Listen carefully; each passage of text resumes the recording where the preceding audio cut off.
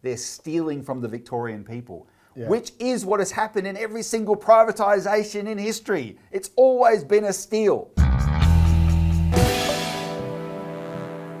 Welcome to the Australian Alert podcast. It's the 13th of August 2026. I'm Robert Barwick and I'm joined today by Australian Alert contributor Richard Bardon. Welcome, Richard. Thanks, Robbie.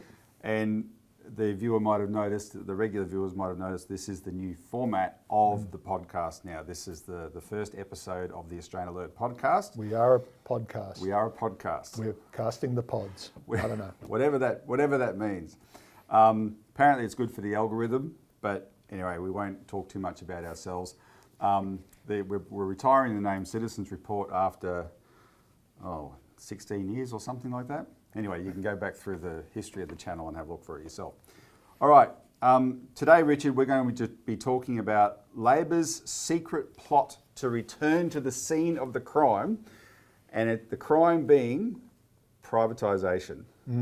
And this is we're going to get into this a bit in depth because it's mind-blowing that this story is broken that we're going to be talking about. We're also going to give you the history of of this issue and why we're calling it returning to the scene of the crime.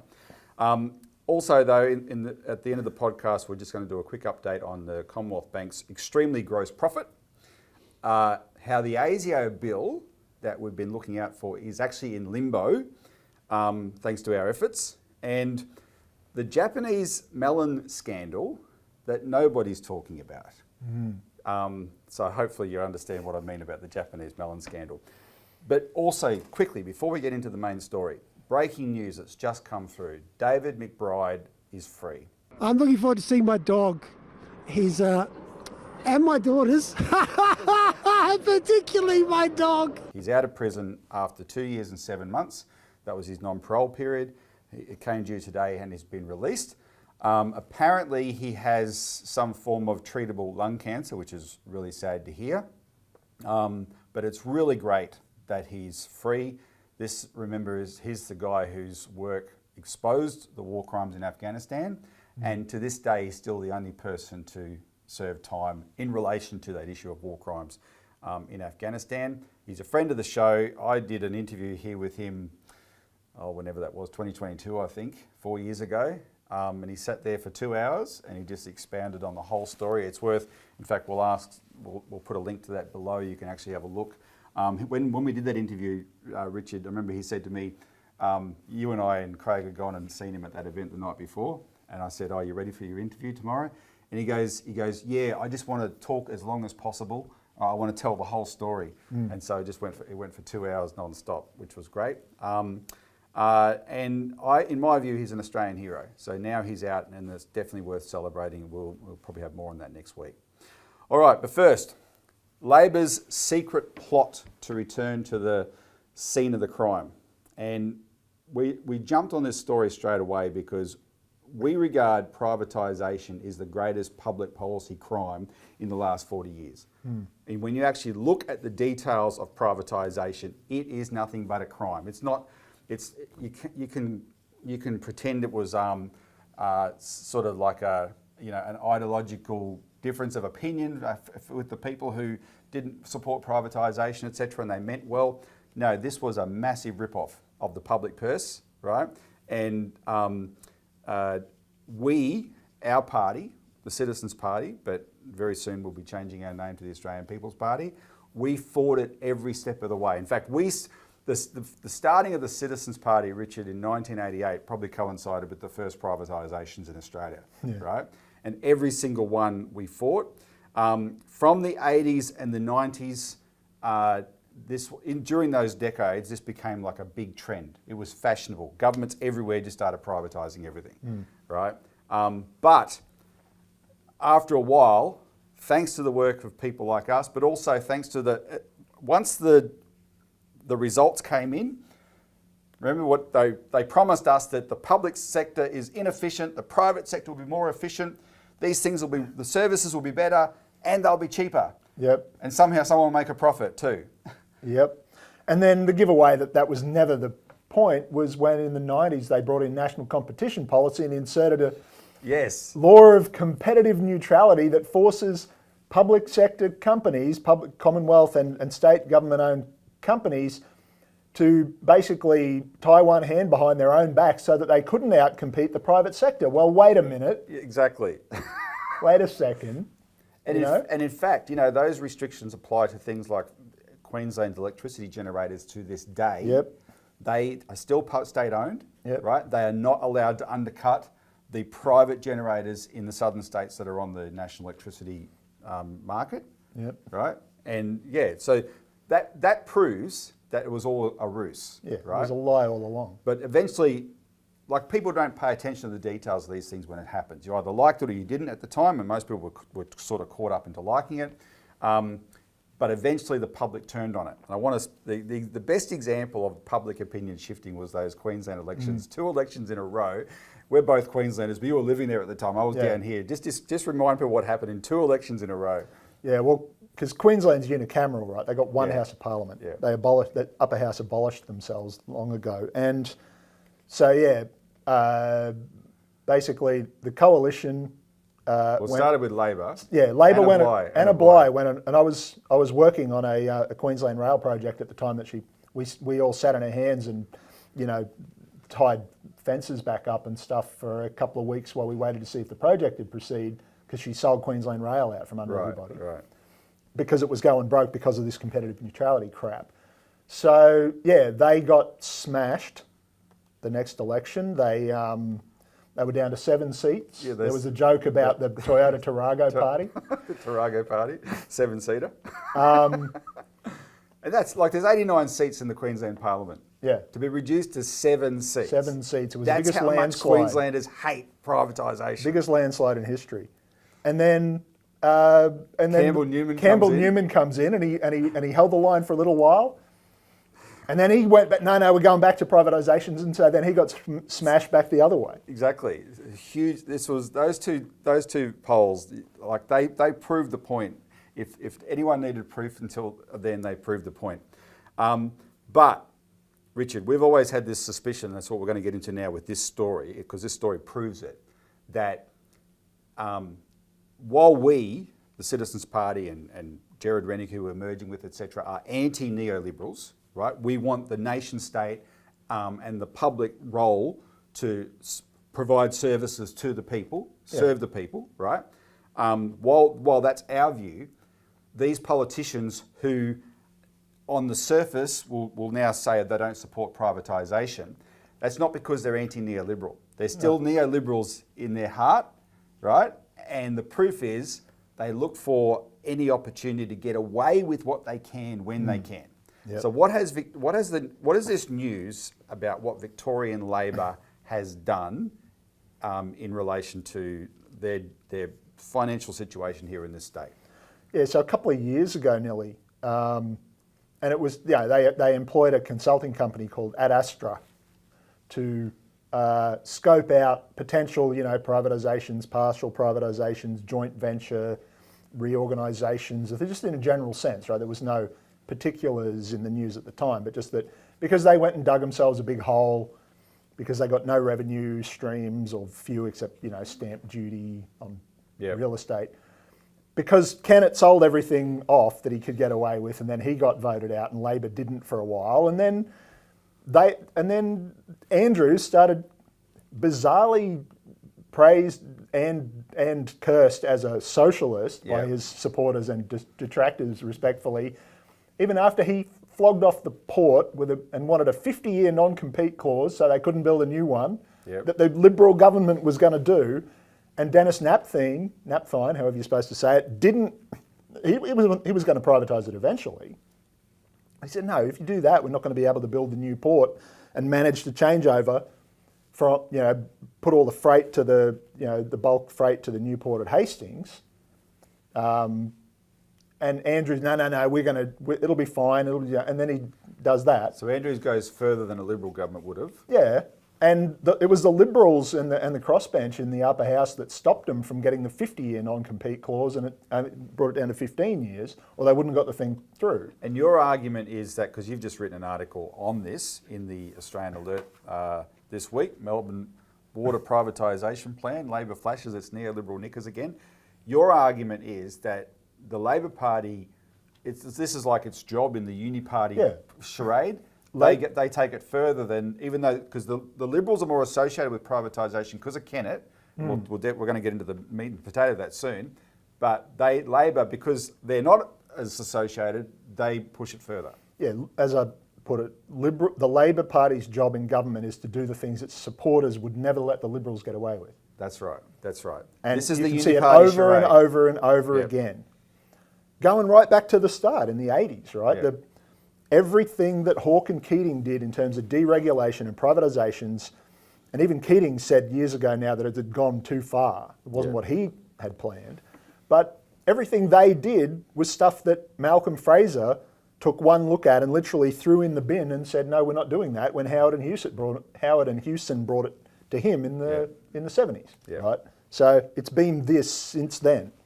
And the Liberals do their own version of that, going the other way, right? Things that their supporters wouldn't let Labor do, then they'll come in and do those sorts of things. It's always It's a uni-party game. it's a Punch and Judy show. Yeah, exactly. Basically. Now, what's interesting about your observation about that is we published a little while ago in the Alert. Elisa wrote this piece on the uni party and its neoliberal ideology, and she talked about this term that Julia Gillard used in 2010, which jumped out to us at the time. So 2010 is 4 years before Dan Andrews got elected, right? And it jumped out at us at the time because she attacked Tony Abbott, and she used this term, the post-1983 consensus on economic reform. And she was letting out of the bag what you just said, that from 83 onwards, that when Hawke and Keating came to power, they came to power with an agenda that the Liberals wanted, but they hadn't been able to get up, right? So Hawke and Keating implemented it. Was the deregulation of everything and the start of the privatisation of everything. Kennett really ramped it up in his time. But here's a Labor Prime Minister in 2010 calling that, in positive terms, the consensus on economic reform. And in that same speech, now I was very aware that she'd use this term post-1983 consensus, but Elisa found the speech. In that same speech, what I hadn't been aware of until she wrote this up, she actually praised Kennett's electricity privatisation program. She praised it in that speech. And when I saw that, I thought, man, these people in their soul are neoliberals, right? Labor in their soul are neoliberals. They're no different to the other side. And then we can't be surprised at then what they turn around and do. So get back to the project here that we're talking about. What you're describing, Andrew started, and of course Jacinta Allen has a role in this when she comes along. This was done in secret. Why? Yeah, so they started in 2021, this, they call it Project Nerva, N-E-R-V-A. I wonder if it's named after one of the shortest serving Roman emperors, because he was massive financial difficulties and couldn't work out how to solve it and then died in 15 months. Marcus Cocceius Nerva. And, you know, maybe. It's fitting whether they intended that or not. Probably. But, so this is when Andrews was still, you know, we run up all this debt in the COVID response and all of those, you know, mostly stupid things they were doing. And so they hire this company a couple of years ago to run the ruler over this, that, and everything that they haven't already flogged off. And they sold the port, leased it for 50 years. They sold the actual money-making part of Vic Roads. Yep. And so now they're still paying to run the enforcement and all that, but the stuff that made the income, the vehicle registry and the personalised plates, they sold that. Great business people, these guys. So then the latest thing they come up with was, okay, well, the only major asset we've got left now is Melbourne Water. Melbourne Water. So the electricity privatisation that everybody has to acknowledge now was a disaster. Yep. Everybody. Yeah, no, we shouldn't have done that. We would not do that again. Oh, we wouldn't have done it if we were in charge. Whatever. Yeah, all that. Well, the current Labor government has brought back officially the SEC. Right? Except it's only to fund wind farms where the wind doesn't blow, or they can't put a line through to connect them to the grid anyway. Yeah. And so, yeah, they so, okay, well, we need to find a way to flog off some or all of Melbourne Water.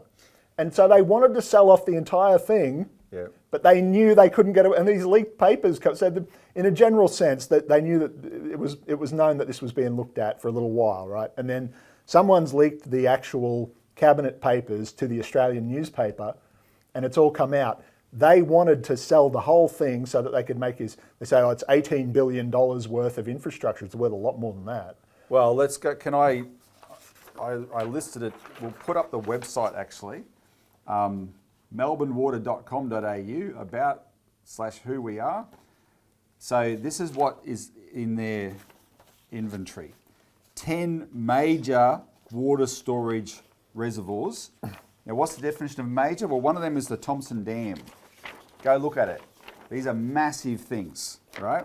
40 service reservoirs, tanks and basins, 13 water treatment plants, 163,000 hectares of protected and open catchments, 25,000 kilometres of waterways and 33,000 hectares of surrounding open space. Those are Melbourne Water's assets. That's what they valued at $18 billion. And when I saw that, I thought, oh, give me a break. If you had to build all that from scratch today. And buy all that land to build it on. Exactly. Would that cost $18 billion? Well, the best comparison is the big build. So the big build, which is where all the debts come from at Victoria and all the controversy and the CFMEU and whatever. And corruption and... So just say you take the CFMEU, the corruption that's blamed on the CFMEU out. Just say, so you can reduce it by $15 billion according to that figure, right?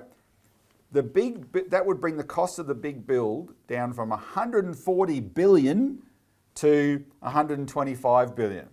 In other words, just a couple of tunnels and a railway line, which is what constitutes the big build. Yeah, and some stations. Is well over $100 billion. And they expect us to think that they could build all of Melbourne Water's infrastructure for the equivalent of $18 billion. In other words, if they're putting that price tag on it, $18 billion, they're stealing from the Victorian people, which is what has happened in every single privatisation in history. It's always been a steal. It's a rip-off of the public purse so that these private investors can make a profit out of what has been built up for us for decades and decades and decades. Yeah, and we've paid for in various taxes and council rates and this and that and the other. Now, they were nervous. The one thing that did make them a bit nervous, in terms of not revealing this publicly, is the UK precedent for Thames Water. Just describe that a bit. So I think Thatcher, Margaret Thatcher, sold off all of the public water infrastructure in the UK back then. And it's been a disaster for the public. Macquarie Bank got rich. They got huge. They did this, it's the same scam they ran here. Design the project, get consulting fees for designing the project, then buy the asset, then run it into the ground, and then run off with the money. And in the case of Thames Water in London, now the government's had to come back in and take it back, and it's this decrepit, it leaks sewage, raw sewage into the drinking water, and it's been a scandal for years, and it just keeps getting worse. And I read somewhere the other day that one of the legacies of the privatisation of Thames Water is it's got something, and I can't explain it, and maybe I'll be completely wrong, but someone connected it to there's a bit of a drought at the moment on in the UK, right? It doesn't happen often, but it does happen. Droughts, look up, if you ever hear about the latest climate catastrophe being unprecedented, you go to, just Google Trove, and Trove will take you to the Australian website that has all the historical newspapers on it. The National Library. And just search for that subject there, and invariably it comes up with a historical report or 2 or 3 about similar things happening in the past. So don't kid yourself. The UK has had plenty of droughts in the past, but apparently this one is worse because of some restrictions that came along with the privatisation of Thames Water in terms of just generally watering everything, right? because of this privatisation. So that's been a disaster, and apparently that gave them a little bit of pause here, thinking, oh, how do we make sure that doesn't happen here? Not how do we not do the project. Yeah, how do we get away with it? That's right. And of course, the other fly in their ointment was that in 2003, and you were here, I wasn't here at the time, but I don't know who was in government in 2003. But they made he was a wonderful guy. His name was Steve Bracks. Ah, yeah, that guy. Butter wouldn't melt in his mouth.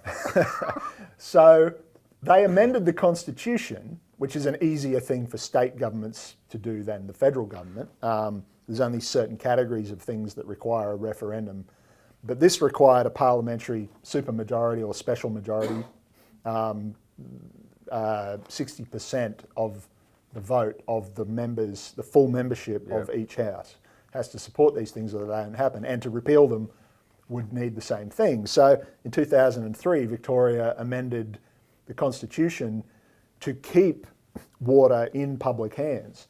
That if anything that's currently owned by the public, by the government on behalf of the public and administered responsible to a minister, administered by a government department, has to stay that way. Now, so they amended the Constitution to that effect. And the fact they did that proves that they knew what the public feeling was already about privatisation. Yeah, and it's one thing with electricity where, if your power goes off, they can chalk that up to, that was just this mishap and this is... If your water gets contaminated and people start dying of, dysentery, like it's the Oregon Trail... well, hell, we're shooting this in an office. We've just been informed that in sometime next week, there's going to be a day next week where our water, for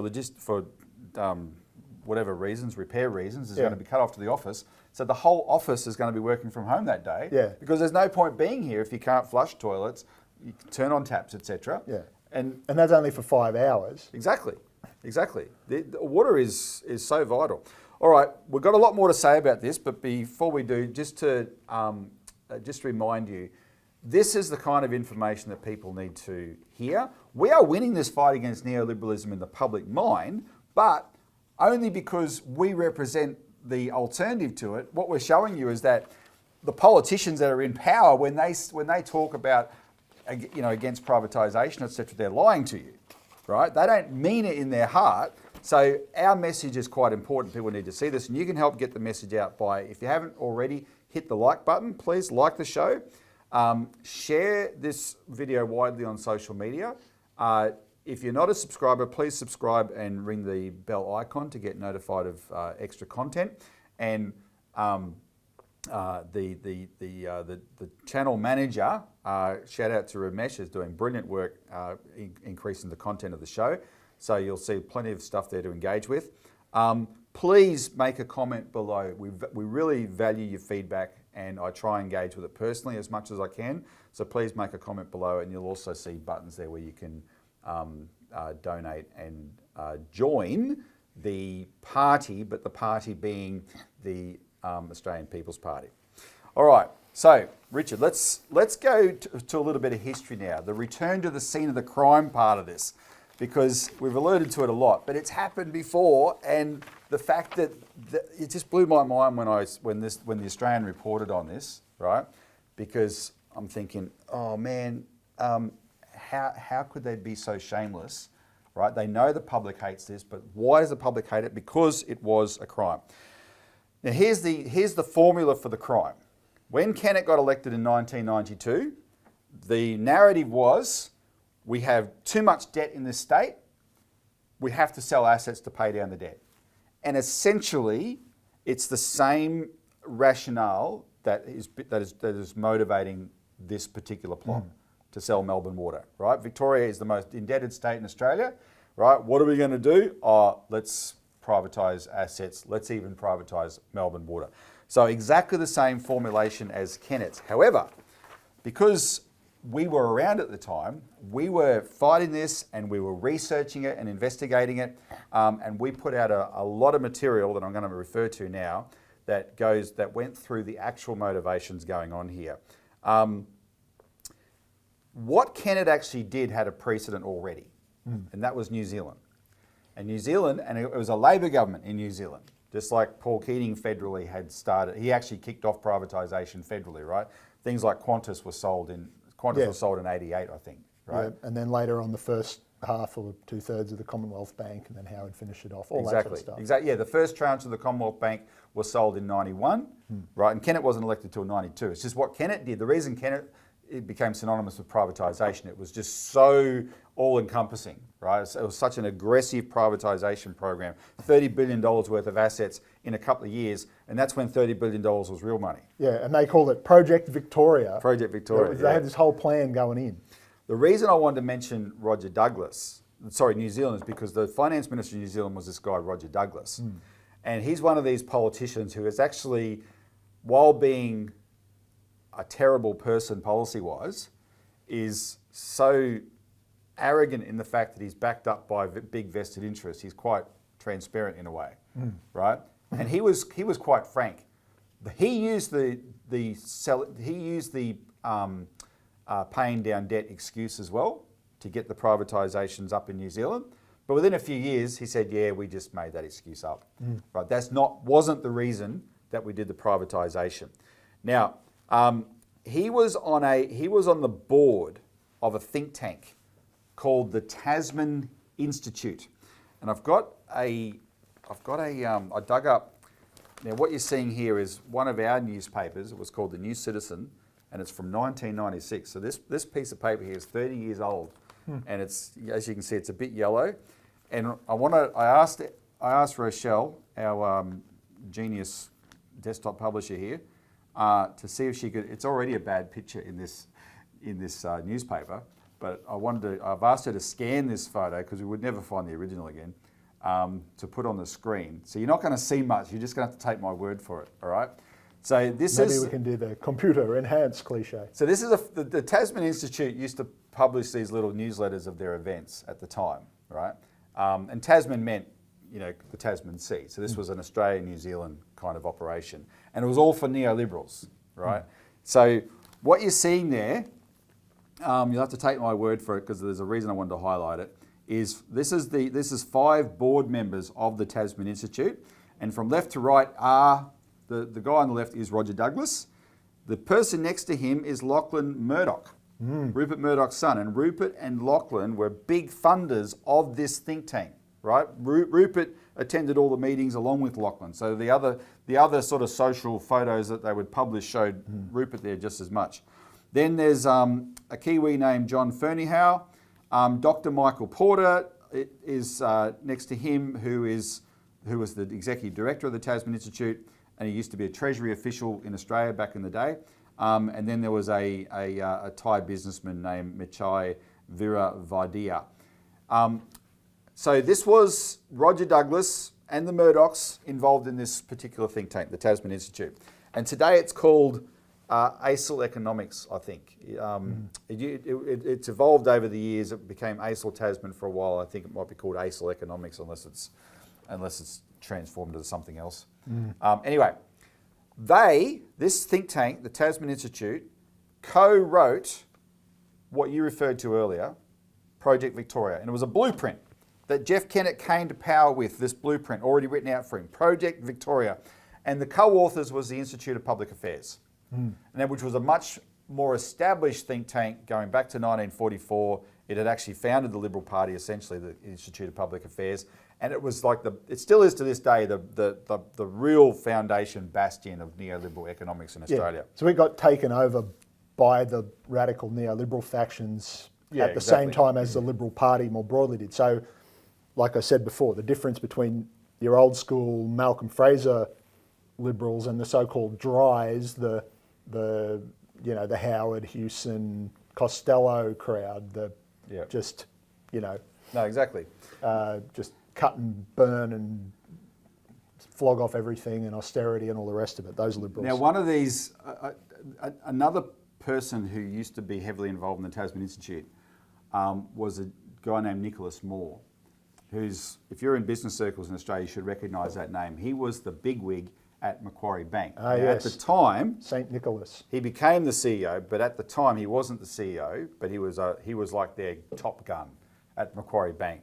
And he was heavily involved in these things, and Macquarie Bank was a funder of these think tanks, right? Now, here's the most important point. They said debt was the excuse to privatise things, right? That was what that was the Victorian formula based on the New Zealand formula. Where did the debt come from? The debt was a direct result of these same think tanks advocating the deregulation of the economy, which, as we mentioned earlier, started in '83, which let the banks off the leash. Everyone became a speculator. Everyone, right? This was the new thing. It was the Wild West financial cowboy stuff. They call it an investor, but it's speculation. Including, these cowboys took over the State Bank of Victoria, right? And they bankrupted it within a couple of years. They bought the Pyramid Building Society and all that stuff. Literal right? pyramid scheme. Literal pyramid scheme. And they bought an investment bank called Tricontinental. And this was the Australian version. Gerard Rennick likes to point this out. The Glass-Steagall debate, if you're familiar with Glass-Steagall, America repealed that law in 1999, which had kept speculators out of the financial system. We did it with Keating in 1984, right? And so the two were allowed to merge, and that's what happened with these cowboys took over the state bank, bought an investment bank and went bankrupt within a couple of years. And that's why Victoria was saddled with all this debt. Yep, and still to this day, they'll cite the State Bank of Victoria as the reason, the government shouldn't be involved in banking. Look what the State Bank of Victoria did, when they're the ones who did it. Exactly. So they created the problem in the first place, and then they came up with the solution, you've got to privatise everything, right? Now, then it gets really crooked. In New Zealand, Roger Douglas, when he did his privatisations, he had the equivalent of a think tank right in his, and in New Zealand it was called the New Zealand Business Roundtable. They wrote his plan for privatisation. And then 80% of the assets that were sold for a song were sold to the businesses that were members of the New Zealand Business Roundtable. It was that corrupt. And I remember when we did the research on this, Richard, that went into these kind of publications at the time, because it was fresh stuff. I remember Transparency International in those days was sort of making waves and making news for itself. And they had this index of most corrupt to least corrupt countries, right? And the most corrupt was always some country like Pakistan. Poor Pakistanis, right? And the least corrupt was always New Zealand. Yep. Always. Yet we saw this privatisation program where this gang of businessmen wrote the policy and then were able to swoop in and sell up or buy up 80% of the assets for a song. Well, just find a point there. It's called the Perceptions of Corruption Index. So it's like that old thing about the fish. Like what's water? That's right. You're immersed in it. You don't see it. So at least some countries are more transparent than others. All right. In Victoria here, Kennett, like I said, he flogged off $30 billion worth of electricity assets. Well, he flogged them off for $30 billion. Very good point. No, they were worth a lot more, as has been proven. Well, that's right. Now, I got to repeat this. I said it on the interview with Gerard Rennick and Martin North the other night. Paul Keating was in on the scam. In 1992, Paul Keating got the Productivity Commission to write a report into Australia's electricity system, the problems in our electricity system. The report said, yes, granted, we have the cheapest power in the world. That should have been the end of the report. What else do you want from electricity? That's what the report says. Yes, granted, we have the cheapest power in the world, but there's problems. There's 3 problems. 1, overcapacity. We produce more electricity than we need. 2, overemployment. The state-owned electricity companies employ more electricians and engineers and apprentices, etc., than we need, right? That's what it said. And 3, and this is the greatest sin to neoliberals, especially the accountants, cross-subsidisation. It's because it's not a free market for electricity. It means that people in the cities are paying 1 cent a kilowatt hour more, so that people in the country, where you need more power lines to get the electricity to fuel people, can pay 1 cent a kilowatt hour less. And where average incomes are lower and businesses are smaller and all the overheads cost more, so the state government just it's like progressive taxation, right? So that was even it out. That tiny little amount that nobody noticed. Nobody cared. We had they were the three problems. Who would not trade our electricity system today for that electricity system with those three problems. Can you imagine anyone having the gall now to apart from the RBA, to publicly complain about overemployment? And if you, exactly. Well, look, we have a tradie shortage in Australia. Yeah. We're not training enough people, right? And those power stations out at Latrobe Valley there, the first thing that this Productivity Commission report recommended two things: corporatisation and then privatisation. And the corporatisation stage, they corporatised the assets, and as part of that, they just laid off thousands and thousands of workers in the Latrobe Valley, right? And they gutted that place. So then Kennett turns around and sells it for $30 billion. Now, this was also an accounting trick. When Victoria had that debt of $30 billion, we, the Victorian taxpayers, are paying the tax that services that debt, right? He sells it and Victoria's tax-free. We're no longer paying... Debt-free. Sorry, debt-free, tax-free. What am I talking about? That would have been nice. We're no longer paying that tax, that debt, right? That's wonderful. But what are we doing? We are then, the companies that bought the assets borrowed, because no one's sitting around with $30 billion in cash. They do deals with the banks. They've borrowed to come in and buy those assets. The $30 billion has essentially been transferred to them. They are charging us, the consumer, electricity that's priced at a level that can pay their debt and allow them to make a profit.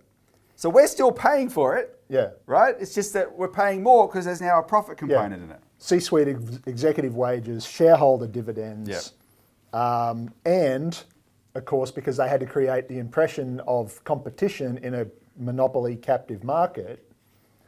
So then you've got duplication, triplication, quadruplication, the numbers go up and up, of this ecosystem, as they call it, of all of these supposedly competing power retailers who then all pay for advertising to try and pinch market share off each other and then charge that back to the price of electricity. And what was that?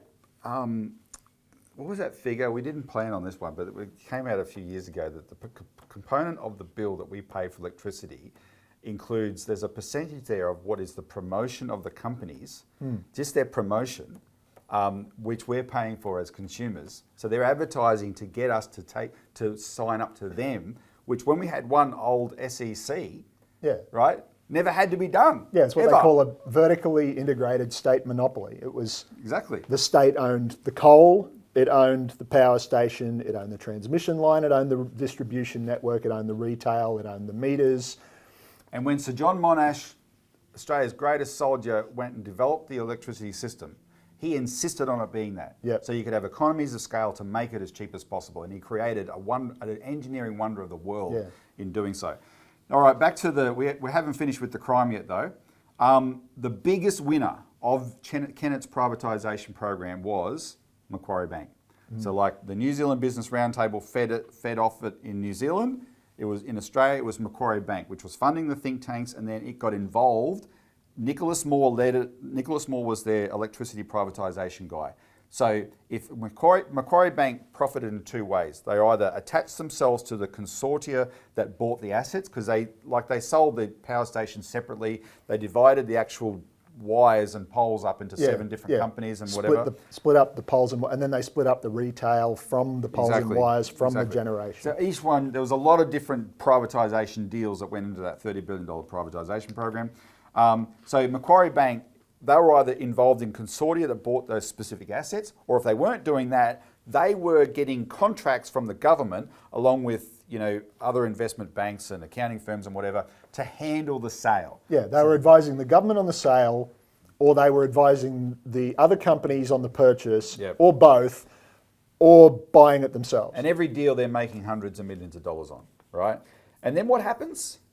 In 1999, Jeff Kennett's treasurer, Alan Stockdale, whose signature is on all these deals because he was the treasurer of Victoria, he quit Parliament and went and worked for Macquarie Bank. And now, go ahead. No, it's a model of how Macquarie Bank works. You see this repeated all over the place. And now he's back with this scandal comes up. He says, "Oh, see, no, you should sell it all off, all of it, and everything else that the state owns, and get out of debt because it worked when we did it." All right, and then so one final point here, and you already alluded to it earlier. think about what are they selling? When these governments go down this privatisation path, what do they sell? They sell the money-making assets, right? Because you've got to sell something that has a revenue stream. But when it's in public hands, it is doing a couple of things. It's providing the service that it's there for, but because it makes money, it covers its costs as it's providing it. It means you, the taxpayer, are not paying taxes to fund that service, right? It is providing the service and it's making money doing so. So it's covering its costs. So that helps the state governments who don't, federal government produces the currency, not the state governments, right? They don't have that ability. So having these money-making assets or profit centre assets, as Gerard Rennick calls them, is really vital. They're the ones that we sell off. And then two, on top of that, they actually even generate more revenue, right? So that extra revenue helps the government fund even more services for the public. And pay off its debt from time to time. Exactly. And so when you sell everything, I used to, when Howard did all that, sold off Qantas, finished off the Commonwealth Bank, all the Telstra, Telecom, all of that. It's like you don't just sell them the silverware, you're selling the whole house and everything and living in the gutter and calling yourself a millionaire. Yep. And then the money all just disappears down the drain eventually, and then you've got nothing, no way to make it back again. Any wonder the state's in all this debt. Well, exactly, Richard. It's no coincidence that the state that had the most aggressive privatisation program is the state that's in the most debt. No coincidence whatsoever. And then the people running the show have shown by this scandal that, good on the Australian for reporting it, but we're the only ones talking about it, that they have exactly the same mindset, and that mindset hasn't changed. You cannot trust these uni-party scam artists, these uni-party con men. We've got to get them out of politics entirely, and that's why, what does the People's Party advocate? A national infrastructure bank, so we go back to building these assets again and keeping them in public hands, right? Building profit centre assets or assets that can generate revenue. As Gerard Rennick says, it's the one justification for printing money, or using what to technical term quantitative easing, right? Before the GFC government, everyone said, no one ever prints money, the government doesn't print money. Yeah. Which of course is nonsense. They did all the, especially the Americans, it was called the greenbacks, fiduciary notes. It's not a new thing. No, of course. It's a new name for an old but the thing. GFC came along and suddenly the central banks everywhere are saying, actually there's a way we can just issue a lot of money. They call it quantitative easing. And they did it to bail out the banks. And so Gerard Rennick's argument is, no, don't issue quantitative easing to bail out the banks. You issue money to build or print and build. Print and spend is bad, that creates inflation. Print and build on these types of assets that increase productivity and make a return is how you develop. Yeah. Right? Which is exactly what Jeremy Corbyn said when and John McDonnell were right when they took over the Labor Party in the UK. And one of the reasons for that was Thames Water. Yeah, and the reason that Macquarie is known as the vampire kangaroo in England. And they said, no, people's quantitative easing. We spend to build things. We spend, or to buy back in some cases, the things that we shouldn't have sold, but mostly to build things. So we're winning the argument on neoliberalism in these terms outside of power. We have to, because the people, and we've got the people in power who will never want to admit publicly that they're still neoliberals, but they are. So we've got to get them out and put people in place that will actually fundamentally change these things. All right, let's take a quick break. Everything we've discussed today has been published in the Australian Alert, thanks to, not everything, the story on the Melbourne Water privatisation scandal has been published in the Alert, thanks to Richard. Here's how you can subscribe to the Australian Alert. The narrow agendas of mainstream media outlets are not telling you the full story. The weekly Citizens Party Australian Alert provides in-depth insights into issues that matter to all Australians. The Australian Alert holds a mirror to those in the halls of power, reporting on issues of national importance that are being buried by the major parties. It's reported on the misconduct of banks and major corporates, the persecution of those doing their jobs, and the failure of regulators to do theirs. Economic coverage puts real issues on the political agenda. There's serious analysis of global issues, the Washington Insiders report, and the global threat from endless wars. Everything you should know every week is in the Australian Alert. Subscribe today for hard copy and digital versions. Okay, welcome back. Now, Richard, speaking of privatisation, we're going to talk about the Commonwealth Bank's extremely gross profit. So the Commonwealth Bank has essentially set a record here. Their latest profit is $11 billion, which is an increase of 7% on the previous year. Yeah, $11 billion in 1 year for one bank that the government sold for how much? 7.8 billion. Right? No, it was the We're greatest. talking about undervaluing things. So that was a federal privatisation. So Gerard Rennick put out a post on this saying, look, this is why we need a public bank. And of course, that's been our argument all along, why we need a public bank. But I just want to go quickly through Gerard Rennick was a treasury accountant for a bank, in his case, the Bank of Queensland. So when he talks about the nuts and bolts of a bank, he's looking at it from an accounting standpoint of someone who had his head under the hood, right, seeing how it works. So he highlighted 3 things about the Commonwealth Bank's profit of $11 billion. One is the return on equity is 14%, which is very, very high, right? Very high. It's world-leading return on equity. Yep. And that's on a grossly overvalued equity stock as well. That's true. That's true. It's the most inflated stock of any bank in the world, probably. Gerard said this is an exceptional figure when you consider that the bank is underwritten by the Australian taxpayer. He says, as we saw in the global financial crisis and COVID, the Australian government went out of its way to protect the banks. The big banks are the closest thing to a risk-free investment. Given the RBA cash rate is 4.35%, it's not unreasonable to think that the return on equity on a bank underwritten by the taxpayer should not be much higher than the RBA rate, rather than 3 times that amount. And it's not the only one. The Commonwealth Bank's profit is the highest, but the big 4 banks in Australia are all among the most profitable banks in the world, and they're all underwritten by the taxpayer. One of the ways that works in practice, which helps their profit, is that they're too big to fail. The government will never allow them to go bankrupt, right? When they borrow overseas to borrow money that they can keep lending even more into Australia, right, into things like the housing market, they get the best possible interest rate because the lenders, they're not looking at the bank's books, they're looking at the government's books. Yeah. Right? They're saying the government will never let that bank go bankrupt, so I'll take a lower interest rate to lend to them, right? And that allows the bank, in this case Commonwealth Bank, to charge a higher spread and make a bigger profit. Yeah. Well, I mean, they explicitly underwrote them during the GFC. That's right. And it's exactly, yeah. And Andy Schmulo did figures over the course of 19 years. It was the material benefit to the bottom line of the big 4 banks from that from the one I've just described, not the specific one during the GFC, was $72 billion. Yeah. So that's effectively a subsidy from the public. Yeah. So that they can gouge us for $11 billion. Exactly. And that is it, gouge us. All right. The second point Gerard Rennick made. Tier 1 capital is 12%. Now, capital is what you've got to keep aside so that if your loans go bad, right, you can cover any losses. And Tier 1 is the most secure grade of capital. But you compare that to the international peers of the Commonwealth Bank, their capital is 18.3%. Yeah, that is the amount that regulation forces them to hold in secure capital in case debts go bad and... Because that had gone up because of the global financial crisis. Yeah. So they've had to whack theirs up. Commonwealth Bank essentially might have had to do it a little bit, but nowhere near as much. Why? Because they're backed up by the taxpayer, by the public, right? They know that. The Australian government lets them get away with keeping less capital aside. That means they can make more money. They can put more capital into making money, right? Putting it at risk to earn interest on it. So that boosts their profit as well. And again, it's because of the taxpayers.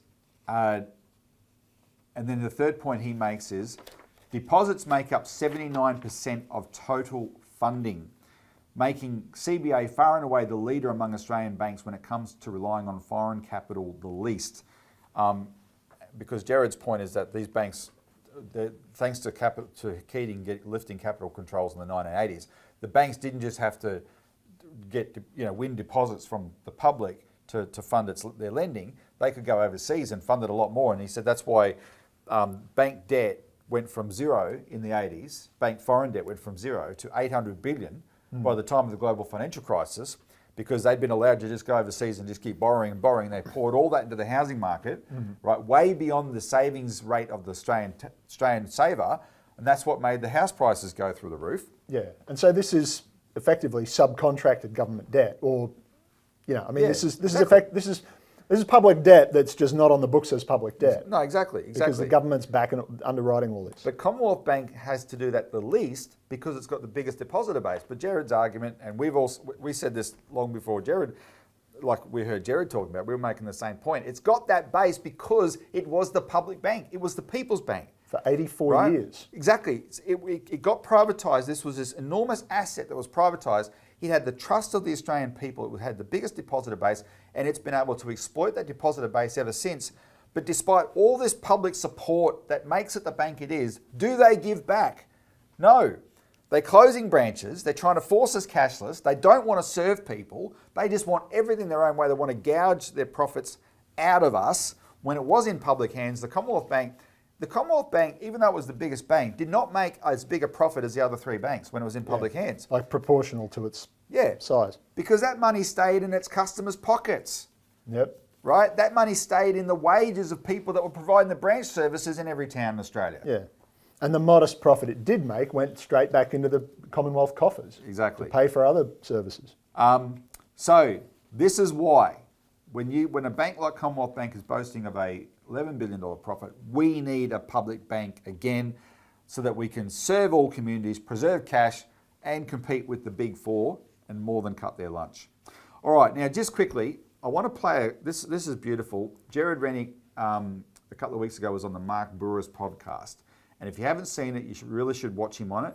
And if you don't take my word for it, look at this Instagram clip from a financial commentator and broker named Tom Hawley, who's well known in certain circles. He appears on the Today Show sometimes, etc. He saw it recently and he put up this clip on Instagram. Have a look. All right, guys. Hope you had a great weekend. I just listened to a fantastic podcast. I think you all need to go and listen to it. It's Mark Boris's recent podcast with Gerard Rennick. Gerard Rennick. Have you heard of him? I think if you haven't, you need to get behind this bloke. I'll tell you a little bit about what he believes, but he's a politician in Australia. He was in the Liberal Party, but he left. No surprises there. I mean, they don't know what day it is. And he started the People's First Party. Okay, now listen to the real world experience this guy has. Okay, and his family traditionally, his grandparents were blue blood Labor supporters. Okay, but he's economically conservative, this bloke. And, he understands that you're better off keeping what you earn and, less control in the hands of the government. They think they know what's best for you. They don't. But his mum was a nurse, dad was a farmer, okay, did a Bachelor of Commerce, worked in a private accounting practice, working with small businesses, doing business advisory, tax, auditing, went over to Africa, worked in Europe, worked for the British Rail, worked in Amsterdam in a global company, worked in the US, Finland, Norway, Brazil, Chile, range of other countries. So I'm rattling this off the top of my head. Came back to Australia, did a Master of Tax Law, worked in the Treasury of the BOQ, worked in Treasury at Westfield. I mean, this guy's got more real world experience than 80% of every politician in the whole of Canberra added together right now. And he's got some unbelievable policies, which I just thought were fantastic. So he wants to remove income tax altogether up to $45,000. And his argument is, well, a business gets to deduct their expenses against their revenue and not pay tax on them. So for an individual, you should be able to deduct your living expenses and therefore, not pay tax on the minimal amount of what it costs to survive, which is $50,000. So you shouldn't pay income tax up to $50,000. He wants to remove income tax up to $100,000. That's just one of his policies. And he rightly says, the more tax you give back to lower income earners, the more it's going to circulate in the economy and actually create more economic activity. He wants, childcare payments to go directly to families rather than to the childcare industry, which I think is a great policy. He wants to remove force. He wants to make super optional. $3 trillion is tied up in industry super funds.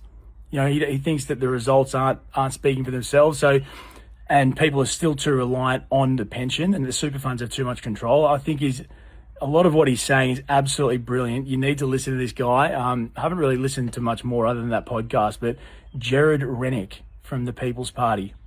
If it's one thing you listen to this week, Mark Boris's recent podcast. Cheers.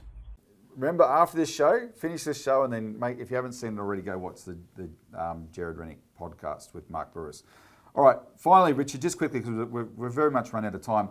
ASIO bill is in limbo. Today is Thursday. We were told on Monday the ASIO bill was scheduled for debate today. The order of business of the Senate has come out today wasn't on there. Mm-hmm. So this was a bill they were going to wave through in February, literally wave it through. We got involved, and now I spoke to my contact in Parliament, and that person said, look, this is not being talked about at all. They've gone silent on it, right? So we've achieved a lot by our opposition. Your calls make a difference. Now, we know it's your calls because certain politicians are responding. Here's Alex Antic, the Liberal senator from South Australia. This is a bit of a post he put up this week to reiterate his position of opposing the bill. Well, this week the Senate is set to debate the ASIO Amendment No. 2 bill. You might have heard discussion about this bill many weeks or a few months back. Basically, this bill is set to increase and extend the extraordinary powers given to ASIO many, many years ago, decades ago in fact, but it's going to expand them and expand the definition of adult questioning matter, something that the intelligence services can use in order to bring someone in and question them. And one of the new categories is the concept of promoting communal violence. I've no idea what that means, but this is going to simply expand the reasons for somebody coming in and being compulsorily questioned by the security services. It retains all of the powers to allow children as young as 14 to be questioned as well, and it provides no real ability for legal representation. And these are all fundamental matters for the rule of law, which should be addressed. They are simply extraordinary powers. This is an absolutely unacceptable expansion of those powers. I won't be supporting this bill, and in fact I'll be supporting any amendment that waters this down, because Australians deserve better than this. We're all for national security, but national security can't come at the expense of these sorts of powers creeping in and becoming something that they shouldn't be. So I won't be supporting this bill. Stay tuned for more details.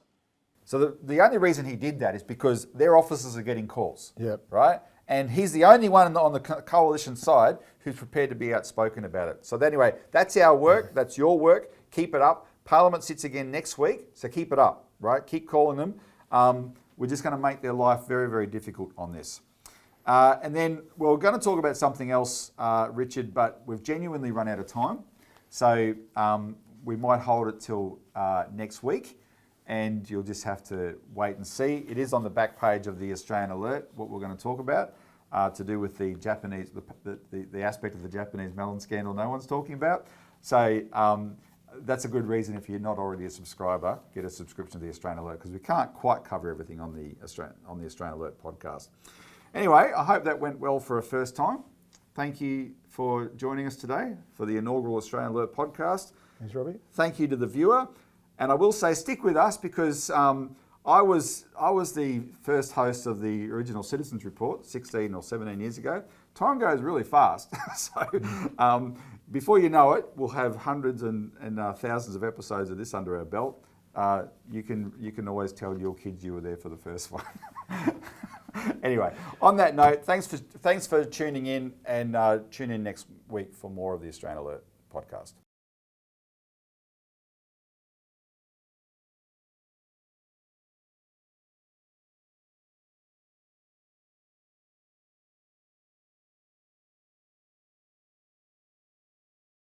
Authorised by Robert Barwick, Citizens Party, Melbourne.